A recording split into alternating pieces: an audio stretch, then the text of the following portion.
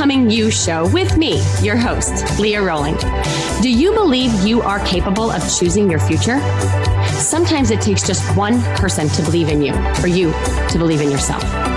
If you find yourself continuing to say, someday I will take better care of myself, only to continue living the same day over and over and over again, then you, my friend, are in the right place. I am your biggest cheerleader, inspiring you to become you on purpose and with intention. Are you ready to create a life you love?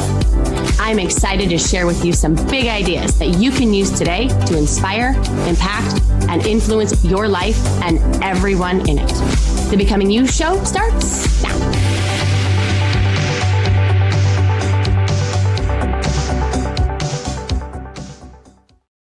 Hello, my friends. How are you? I want to know. You know, I always want to know.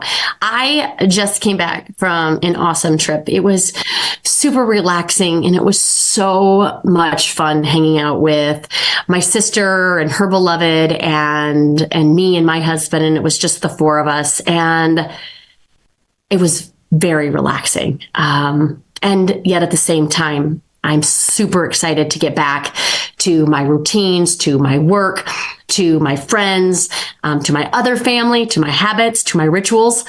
I think this is why I don't ever really need to take a vacation from my life, because I love it so much. And yet I know sometimes that life can be challenging. It can offer up situations that we want to think about in a way that is disappointing, that is worrisome, that is discouraging, that feels shaming.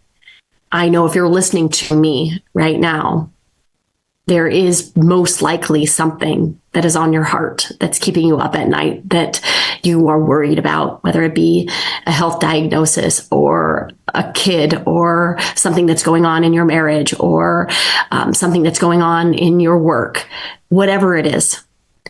That is what we're going to talk about today. In particular, the shameful aspect of how we navigate our life. Thoughts, feelings of inadequacy, thoughts, feelings of unworth, thoughts, feelings of not mattering. And I'm going to tease it out a little bit differently today, because in a world constantly shouting about self-worth and empowerment and the concept that I'm going to talk about today of embracing unworthiness seems probably a little counterintuitive, even maybe taboo, right?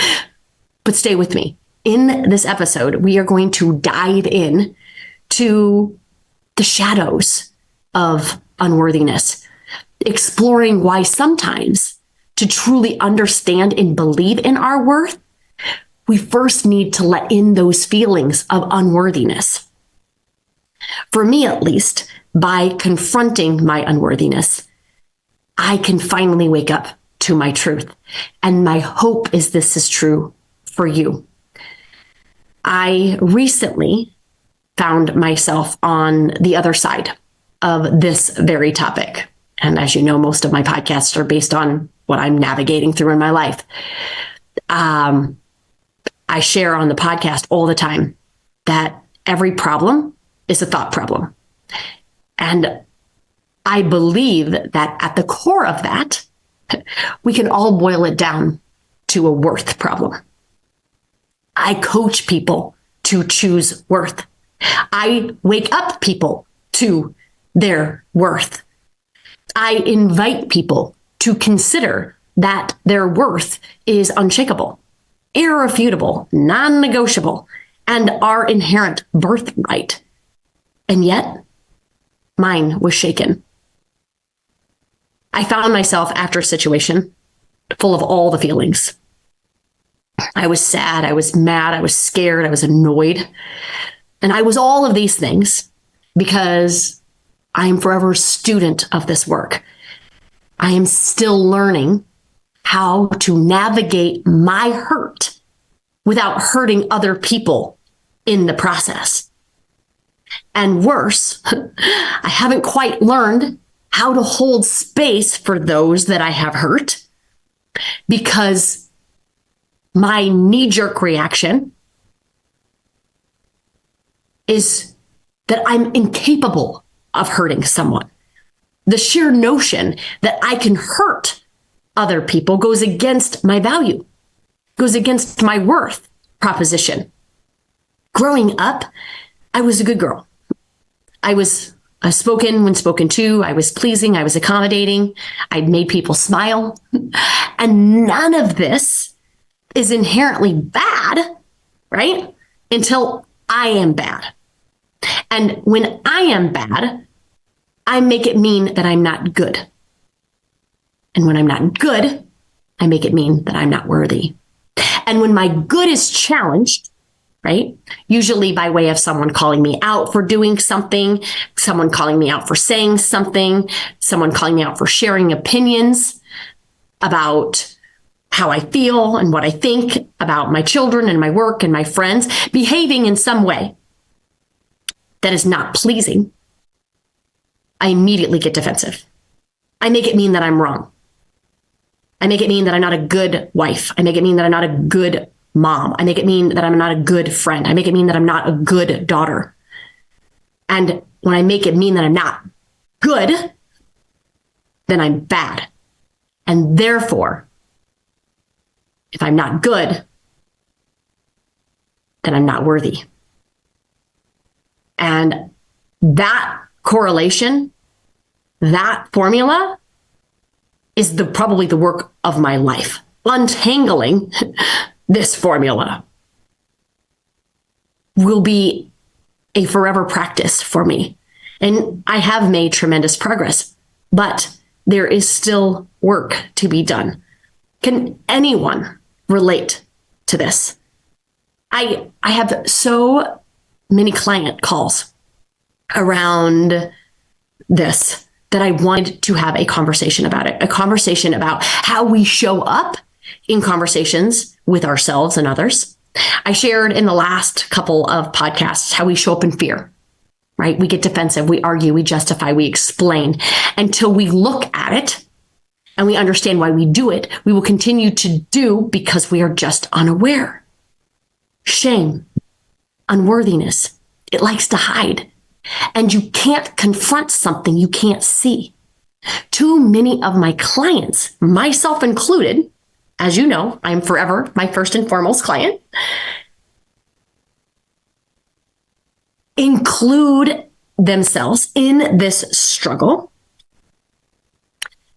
by being good, by having this good, pleasing formula that they have to try to untangle. And we have been pleasing for so long that not only are we not conditioned to feel, we're also not conditioned to share our feelings. Heck, we haven't even been sharing them with ourselves. We haven't even been honest with ourselves. And feeling fine is better for everyone. Then we don't actually have to burden anyone with how we really feel. And so as we navigate this work, and we invite ourselves to acknowledge ourselves, to consider that we might be worthy to take up space. And it feels unfamiliar. And then when we try to feel it and share it, we erupt like a beach ball in the water. Where if we are in a constant state of pushing down our feelings, swallowing our real thoughts just to absolve someone else from having to think and feel negative thoughts, right? And then we push that down. And then when we let our hands off the ball, when we give ourselves a moment when maybe we feel threatened, just like the beach ball out of water, when there's no external pressure pushing it down, the ball explodes. We explode.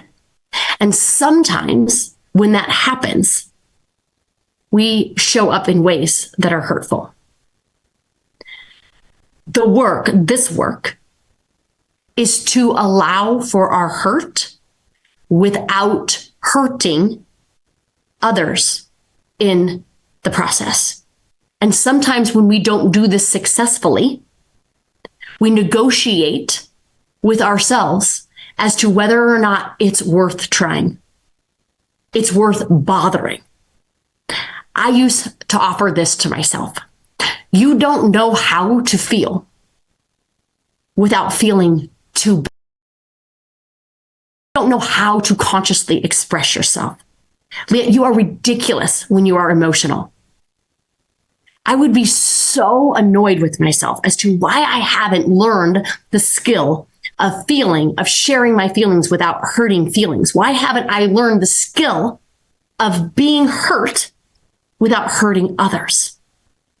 And so I would believe that it's just better to just not say anything at all. Or worse, I just own everything as my fault and over apologize for everything. And over time doing that, my psyche interpreted that as a constant apology for my sheer existence. I hurt myself by not feeling. I hurt others by feeling. Seems like an impossible situation. It feels even more impossible. This panic dialogue is felt in the pit of our stomach. This panic dialogue ruminates of unworth in our mind. This panic dialogue leaves us literally grasping for air. This panic dialogue leaves us confused and frustrated and exhausted. And this panic dialogue is so shaming that we don't even acknowledge it. So shaming that we don't even talk about it. Because if we did, what would people think?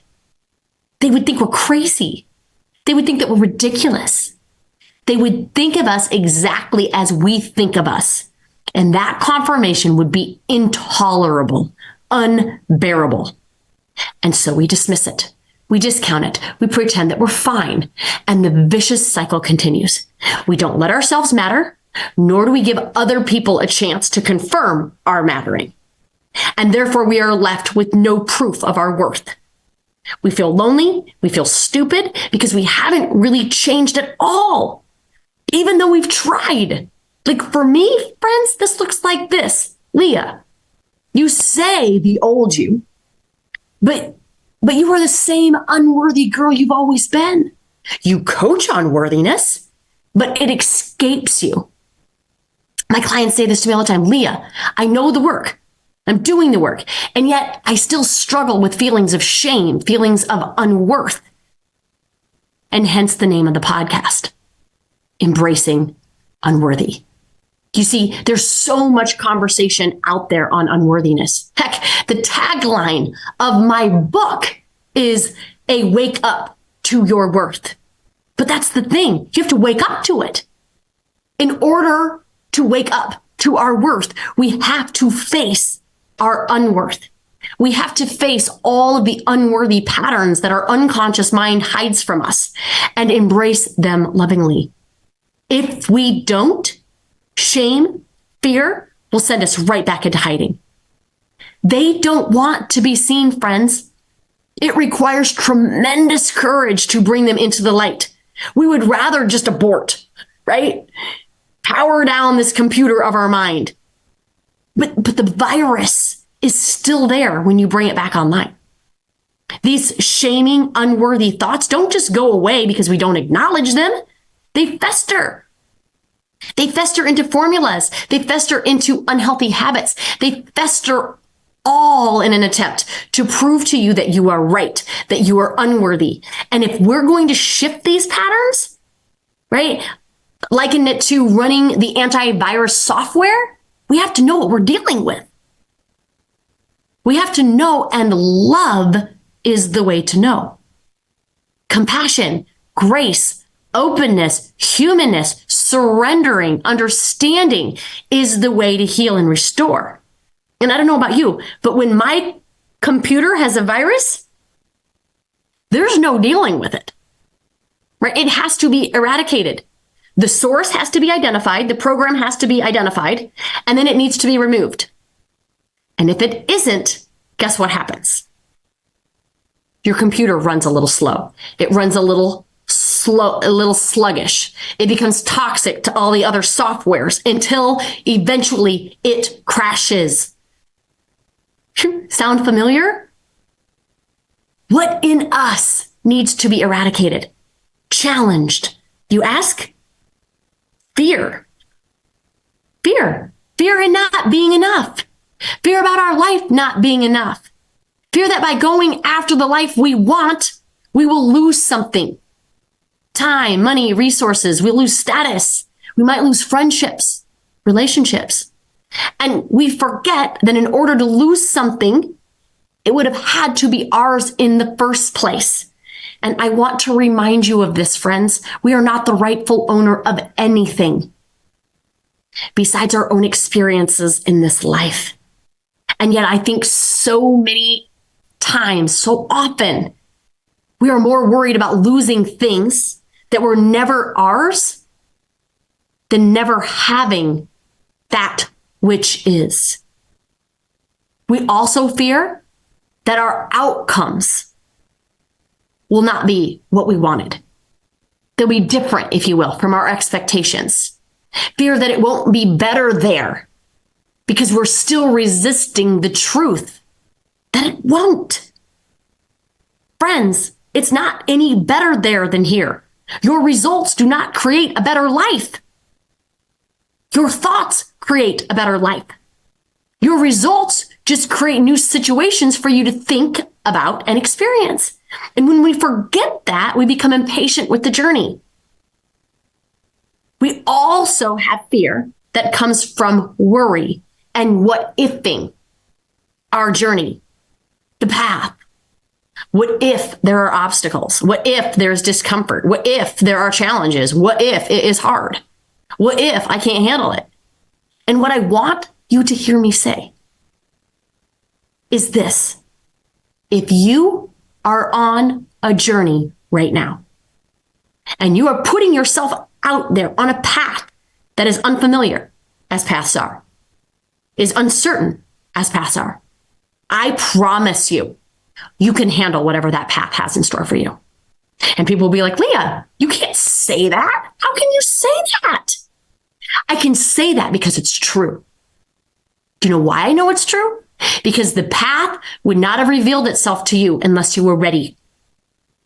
It would not be a consideration to choose from if you hadn't built up the skills, the competencies, if you haven't built up the character, if you haven't learned how to overcome the challenges and obstacles that you have had to already. You know what you need to know. The rest will be revealed. For me, anyway, instead of what ifing my journey, instead of wondering if there were going to be challenges, wondering if there were going to be obstacles and adversities, I just embrace that there will be. I just expect them. That way I'm not blindsided when they come. I think sometimes the fear comes from the uncertainty, from the unknown. And I solve for that when I assure myself that it will be hard. And I choose that I want a better life, not an easier one. I expect there to be challenges, and I'm ready for them. I expect there to be adversity. Let's go. Because stacking them up and using them allows me to get stronger. It allows me to share them. It's allowing me to be both the student and the teacher in this human school. I expect the challenges. I have no doubt there will be roadblocks ahead. I'm 100% certain that wherever I am in life, the balance of life will be consistent. It will be 50% awesome. It will be 50% awful. And that is the way of it. And nothing has gone wrong. The goal of our life is not to be happy all the time. It is not to navigate our life easily. I'm sorry, friends. If this is the first time you're hearing this, I'm sorry. But I want you to consider that this is the best news I can offer you. We are falsely led to believe that our life should be different. It should be easier. It should be less challenging, that people should be better, that they should be more kind. And when we believe this, when we believe these lies to be true, we torture ourselves with expectations and judgments. And so when negative things happen, we not only have thoughts that are negative about the thing that happened, but we also double down on the judgment and the blame and the shame. And that it shouldn't have happened in the first place. And I want you to consider that it should have happened. Let that sink in. I want you to consider that it should have happened. Because it did. Now, you can argue about it, you can defend it, you can judge it all you want. But let me ask you a question. Arguing it, defending it, has that ever, any single one time in your life changed what happened? It never has for me. So I can be super mad about it. I can be super frustrated about it. I can stop and scream, but it doesn't make the situation different. It doesn't make it any less difficult. It actually makes my experience of the situation more difficult. Does that make sense? And whenever we're shooting all over our life and our experience in it, should is a very slippery slope to shame. And shame confirms our unworth. So when we can open it up and we can look at it, we will see patterns right there in the fear. Right there. Your fears are opportunities for you to navigate where shame shackles you. That's a gift. That's a gift. And so that's why I want in this episode, and I invite you in your life to embrace unworthiness. Anytime you feel unworthy, anytime you feel shame creeping in, know where you feel it in your body. And when you do, identify the thoughts that are creating the shame and what you're making it mean. And most of the time, it's around judgments of shoulds and fear. That's good information to know. So if shame is all enveloping in fear, what is the cure? What's the cure? Love. Love. I started the year with a question for my life. What would love do? And it has been so powerful for me in navigating my experiences so far.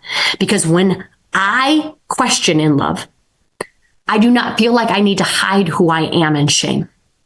Because hiding who I am in shame keeps me feeling more ashamed, giving the lies that I'm offering up to myself legs.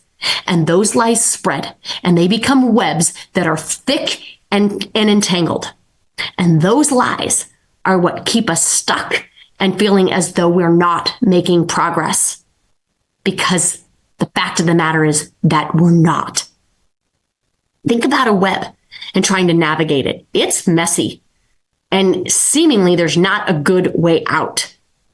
And if there is, it just comes back to where you started. And for me, this leaves me feeling hopeless. As if there's no GPS out. As if there's no exit. And then I begin to feel like all the work that I've done is for nothing. Because I haven't arrived. Because I haven't made it to the place. The place where my worth is never questioned. The place where I'm free of judgment. The place where my love for myself and the world is unconditional. You know that place? And then I say to myself lovingly, we don't know that place yet. We don't know that place yet. I believe the goal of my life is to get to that place. That's my big, hairy, audacious, wild goal, is unconditional love for all humans, for all things, for air, for breath, for the magic, for the miracles, Love for everything, without condition, without form. I believe the goal of my life is to get to that place. And I get to use the situations in my life to choose love, to study myself, to study my life, to be forever a student and a teacher of it, a selfologist, the study of self, with the goal and the gift being love. And the more we choose love, the less fear will control us. And we will stop excusing our creation of our life. We will let go of rights and wrongs and shoulds and musts and recognize that this life and every single experience in our life is for our learning, for our potential. Because love doesn't should. Love doesn't judge. Love doesn't need. Love isn't self-righteous. Love doesn't defend. Love is accepting in thought. Love is pure and inexpansive in feeling.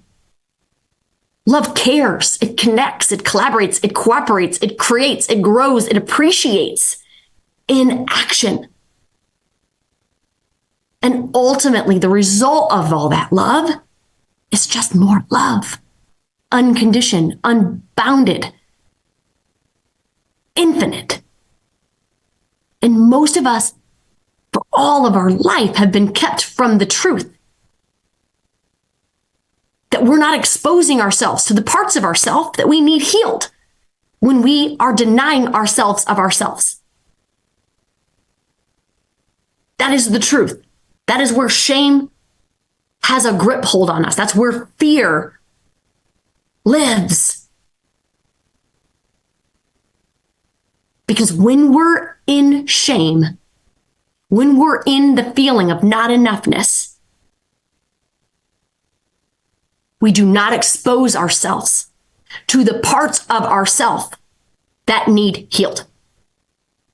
That's why we have to embrace the unworth, because we have to know where it is in order for us to heal it. Because until we heal it, we deny ourselves of ourselves. In order for us to challenge the fear in ourselves, we must embrace and explore where our stories, where our beliefs, where our patterns of unworth exist. How can we challenge them if they are hidden? So the next time that you find yourself in a situation where you're feeling shame, I want you to ask yourself, what would love do? Love is like the light on shame, because love is the light and the antidote for fear. And I want you to watch how it transforms not just the situation, but your whole approach to your life and in your relationships. Because in the realm of love, confrontations become opportunities for deeper understanding, connection, and growth. They're not battles to be won, but bridges to be built. It's about transforming potentially divisive moments in your life, in your experiences, in your situations, into chances for deeper empathy, deeper connection, stronger bonds. And when we approach these confrontations from a place of love, we not only enrich our relationships, but we also nurture our inner peace and growth. But here's the beautiful part, friends. When your actions come from a place of love, they feed back into more love, as I mentioned before. It's a virtuous cycle instead of a vicious one, where positive actions fuel positive thoughts and emotions, leading to even more positive actions. It's like a snowball of good vibes. This is the love loop. This is the love loop. Making the shift from fear to love isn't an overnight thing. Embracing unworth so that you can experience the fullness, the truth of who it is that you are, not an overnight thing. It's a journey. It's a journey that requires awareness and patience and a whole lot of practice, friends. But boy, it is worth it. It's about aligning not just what you do, but who you are with your deepest dreams and desires. It's about breaking free from those old patterns that hold you back and stepping into a life that's authentically and joyfully yours. Because in the end, friends, living and acting from a place of love is not just about making your own life better. It's about making the world a little brighter. One loving action at a time. It's powerful stuff. And we all have the capacity to make the shift. So here's to choosing love in the big moments and the small, and watching how love transform our world from the inside out. And I'm talking about this topic all month long, both in our shift membership and in the Mondays with me emails. So if you're not in the community, join our community. If you're not getting my emails, join my Monday newsletters. You're not going to want to miss them, because I invite you to consider love being the way, love being the antidote to your unworth, to shame, to the fear that keeps you in shame. I want you to make this year the year that you shift into feeling right, into feeling empowered, into feeling free. Because the opposite of that is disgruntled, annoyed, angry, frustrated, overwhelmed, worried, exhausted, bitter. You deserve more. You deserve more. And that shift is available. But so many of us have not learned how to access it and how to navigate it. And if you want support in that, I'm your guide. I would be honored to be your guide. So I love you very, very much. Have an amazing rest of your day, weekend, week, whenever, however you're listening to this. And I need you to know that I love you. I love you from the very bottom of my heart. And I want the world for you. Take care, everybody. You have been listening to the Becoming You show with me, your host, Leah Rowling, where I share big ideas to inspire, impact, and influence your life.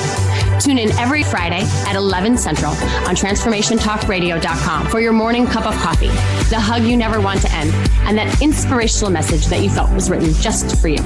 Each show is inspiring you to become you with purpose and intention. For more information or to connect with me, visit www.leahrowling.com.